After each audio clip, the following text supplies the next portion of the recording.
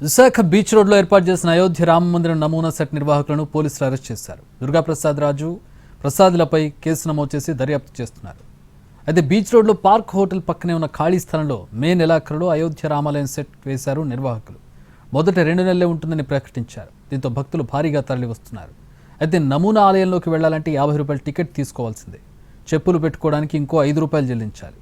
ఇక ఓవైపు దర్శనాలు, మరోవైపు చెప్పుల కంటూ భక్తుల నుంచి దోపిడీ చేస్తూనే కళ్యాణం పేరుతో కమర్షియల్ యాక్టివిటీ మొదలుపెట్టారు నిర్వాహకులు. భద్రాచలం అర్చకులతో కళ్యాణ మహోత్సవం నిర్వహిస్తామని భక్తులను బురిడీ కొట్టించారు. కళ్యాణంకి ఏకంగా 2,999 రూపాయలు, అంటే ఏకంగా 3,000 రూపాయల టికెట్ ధరను నిర్ణయించగా ఈ నెల 29న కళ్యాణోత్సవం జరుగుతుందని సోషల్ మీడియాలో విస్తృతంగా ప్రచారం చేశారు. అంతేకాదు ఫ్లెక్సీలు పెట్టి టికెట్లు విక్రయిస్తున్న వ్యవహారం అధికారుల దృష్టికి రావడంతో భద్రాచలం దేవస్థానం ఈవో, ఏఈఓ స్పందించారు. దేవాలయం అర్చకులతో వెరిఫై చేసి భద్రాచలం నుంచి పండితులెవరూ విశాఖపట్నం రావడం లేదని తేల్చారు.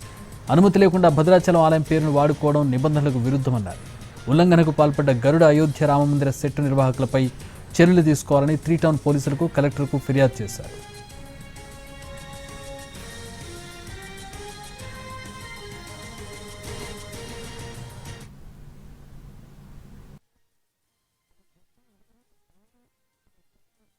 వైజాగ్ బీచ్ రోడ్లో అయోధ్య రిప్లికా టెంపుల్ నందు శ్రీ సీతారామచంద్ర స్వామి వారి కళ్యాణం భద్రాచలం నుంచి ఆస్థాన పండితులు వస్తున్నారని తెలియజేయచ్చు. కళ్యాణ నిమిత్తం సుమారు 3,000 రూపాయలు వసూలు చేయించున్నట్లుగా దేవస్థానానికి వీడియోల ద్వారా తెలిసింది. ప్రసార మాధ్యమాల్లో కూడా ఇదే వీడియోలు వైరల్ అవుతున్నాయి. ఇది భద్రాచలం దేవస్థానానికి ఎటువంటి సంబంధం లేదు. దేవస్థానం వారికి తెలియకుండా ఇటువంటి కార్యక్రమాలు, కళ్యాణాలు నిర్వహించుట చట్టరీత్యా నేరము. దీనికి శిక్షార్హులు. కళ్యాణ ప్రకటనలు, మోసపూరిత ప్రకటనలు నమ్మి భక్తులు ఎవరూ మోసపోకుండా ఉండవలసిందిగా దేవస్థానం తరపున విజ్ఞప్తి చేయుచున్నాం. వైజాగ్ బీచ్ రోడ్లో అయోధ్య రిప్లికా టెంపుల్ నందు శ్రీ సీతారామచంద్ర స్వామి వారి కళ్యాణం భద్రాచలం నుంచి ఆస్థాన పండితులు వస్తున్నారని తెలియజేయచ్చు. కళ్యాణ నిమిత్తం సుమారు 3,000 రూపాయలు వసూలు చేయించున్నట్లుగా దేవస్థానానికి వీడియోల ద్వారా తెలిసింది. ప్రసార మాధ్యమాల్లో కూడా ఇదే వీడియోలు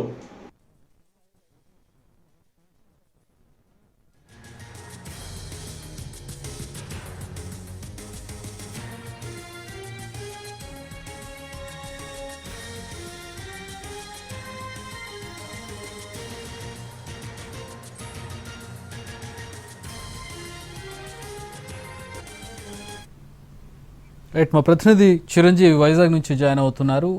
చిరంజీవి, సెట్ వేశారు, బాగానే ఉంది. టికెట్ పెట్టి వసూలు చేస్తూ వ్యాపారం చేస్తున్నటువంటి పరిస్థితి, అసలు ముందు సెట్ వేయడానికి పర్మిషన్ ఉందా?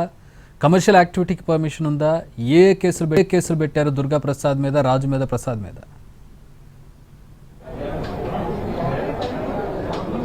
చక్రి, ప్రస్తుతం అయితే ఈ వివాదం అనేది విశాఖలో హాట్ టాపిక్ గా మారింది. గత నెల 15 రోజుల నుంచి కూడా ఇలా రామ మందిరం సెట్ వేసి తర్వాత దాని ముసుగులో ఈ విధంగా డబ్బులు వసూలు చేస్తున్నారు. 3 సంవత్సరాలు దాటిన ఆ పిల్లాడి నుంచి కూడా ప్రతి వయసు వాళ్ళకి కూడా 50 రూపాయల టికెట్ వసూలు చేస్తున్నారు. దాంతో పాటు ప్రసాదం కౌంటర్ కూడా పెట్టి దాన్ని అభిషేకం చేయించిన తర్వాత ప్రసాదం, స్వామివారి ప్రసాదం అని చెప్పి దాన్ని కూడా విక్రయిస్తున్న పరిస్థితి. కనీసం చెప్పులు పెట్టుకోవడానికి కూడా 5 రూపాయల నుంచి 10 రూపాయల వరకు వసూలు చేస్తున్న పరిస్థితి కనిపిస్తుంది. ప్రస్తుతం మనం ఈ ఓచరం చూస్తున్నాం. ఈ విధంగా కళ్యాణోత్సవం, అయోధ్య రాముని కళ్యాణోత్సవం అనే పేరుతో ప్రస్తుతం అయితే ఇదంతా కూడా మొత్తం సోషల్ మీడియా విధంగా, అదేవిధంగా మొత్తం ఇక్కడ పోస్టర్ అన్ని కూడా అతికించేసి మొత్తం ప్రచారం చేస్తున్నారు. స్వామివారి కళ్యాణం, ఎవరైతే సీతారాముని యొక్క కళ్యాణం ఈ విధంగా భద్రాచలం పండితులచే నిర్వహించబడుతుందని చెప్పేసి 2,999 రూపాయలు టికెట్ ధర నిర్వహించి దీన్ని సోషల్ మీడియాలో విస్తృత ప్రచారం చేశారు. కొద్దిసేపటి క్రితమే ఈ నిర్వాహకులు కూడా ప్రెస్ మీట్ పెట్టడం జరిగింది.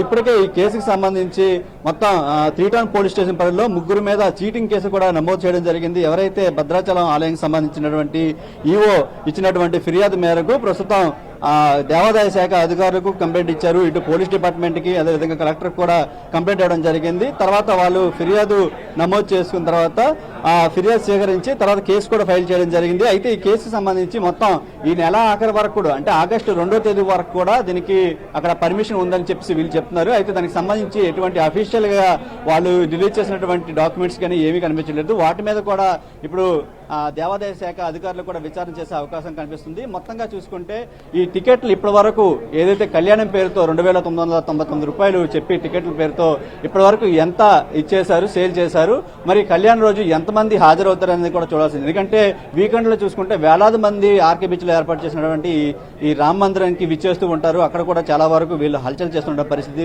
ప్రతిదీ కూడా దేవుని ముసుగులో వ్యాపారం అనే చెప్పుకోవాలి. ఎందుకంటే 50 రూపాయలు 3 సంవత్సరాలు దాటిన తర్వాత పిల్లలందరూ కూడా 50 రూపాయలు టికెట్లు వసూలు చేస్తున్నారు. ఇప్పుడు కళ్యాణం పేరుతో అంటే ఎండింగ్ వచ్చేస్తుంది. అంటే 29లో కళ్యాణం ఏర్పాటు చేస్తాం, కళ్యాణం చేస్తామని చెప్తున్నారు. ఆ కళ్యాణం తర్వాత విశేష ఆదరణ వచ్చిందంటే మళ్ళీ దాన్ని పొడిగించేందుకే ఇదంతా కూడా ప్లాన్ జరుగుతుందని చెప్పేసి హిందూ సంఘాలు కూడా తీవ్రంగా ఆరోపిస్తున్నటువంటి పరిస్థితి కనిపిస్తుంది. మరి దీని మీద ప్రస్తుతం అయితే పోలీసులు కేసు నమోదు చేశారు. ఫర్దర్ గా ఈ ఫ్రాడ్, ఎందుకంటే అటు భద్రాచలం సీతారాములకు సంబంధించినటువంటి ఆలయం సంబంధించి పండితులు వస్తారని ఇక్కడ క్లియర్ గా మెన్షన్ చేశారు.